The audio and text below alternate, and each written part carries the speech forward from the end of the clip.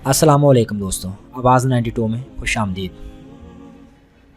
तो इस वीडियो में मैं आपको चीफ जस्टिस मियां साकिब निसार ने जो कि आसिया बीबी के केस पर फैसला दिया, इसके पीछे छुपी हुई वजूहात बताऊंगा। इस फैसले को लेकर सोशल मीडिया और इलेक्ट्रॉनिक्स मीडिया पर बहुत ज़्यादा कंट्रोवर्सी चल रही है। इस फैसले पर मुस्लिम उम्मा ख़ासतौर पर पाकिस्तानी बहुत ज़्यादा अग्रेसिव नज़र आ रहे हैं और इसके बारे में बहुत ज़्यादा वजूहात बताई जा रही हैं, मगर जो मियां साकिब निसार ने खुद इसके बारे में वजूहात बताई हैं वो दर्ज झैल हैं। ये वाक़या 14 जून 2009 को पेश आया, मगर इसकी FIR 5 दिन बाद 19 जून को दर्ज की गई, जिसकी वजह से ये मुकदमा कमज़ोर हो गया। इस मुकदमे की आइनी शाहिद माफिया बीबी और इस्मा बीबी हैं, जिन्होंने गवाही दी कि आसिया बीबी ने इनके सामने तौहीन अमेज़ अल्फाज अदा किए। इस मौके पर 25 से 35 के दरमियान ख़वातीन मौजूद थीं, लेकिन इनमें से कोई भी गवाही देने नहीं आई। इस मुकदमे की आइनी शाहिद माफिया बीबी और अस्मा बीबी हैं, जिन्होंने गवाही दी कि आसिया बीबी ने इनके सामने तौहीन अमेज़ अल्फाज अदा किए। इस मौके पर 25 से 35 ख़वातीन मौजूद थीं, लेकिन इनमें से कोई भी गवाही देने नहीं आया।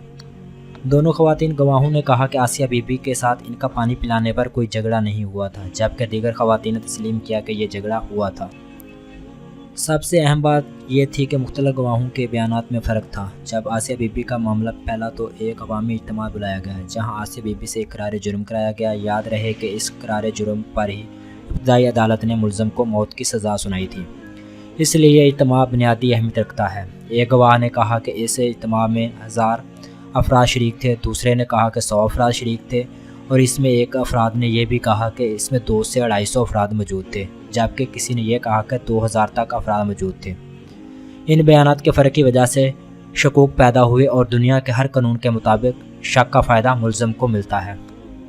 पांचवी वजह जो इसमें सामने आई ये है कि इस अवामी इज्तिमा के बारे में एक गवाह ने कहा कि यह इज्तिमा मुख्तार अहमद के घर मुनक्कद हुआ, दूसरे ने कहा कि यह अब्दुल सत्तार के घर हुआ, तीसरे ने यह कहा कि इज्तिमा राना रज़ाक के घर में हुआ, जबकि चौथे गवाह का बयान ये था कि इज्तिमा हाजी अली अहमद के डेरे पर मुनक्कद हुआ था।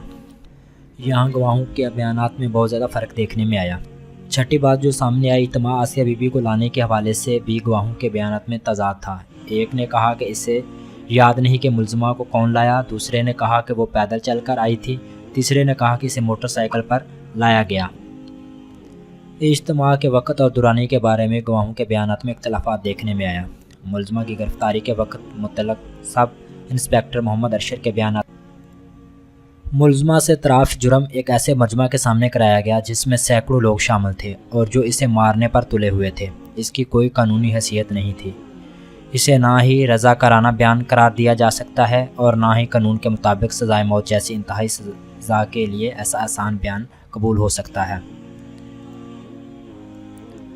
आसिया बीबी ने जो कानून के तहत जो बयान दिया, इसमें उन्होंने हुज़ूर पाक सल्लल्लाहु अलैहि वसल्लम और कुरान पाक के मुकम्मल ताज़ीम का इज़हार किया और कहा कि वो तफ्तीशी अफसर के सामने बाइबल पर हलफ उठाने को तैयार हैं ताकि अपनी मसूमियत साबित कर सकें, लेकिन तफ्तीशी अफसर ने ऐसा करने की इजाज़त नहीं दी थी।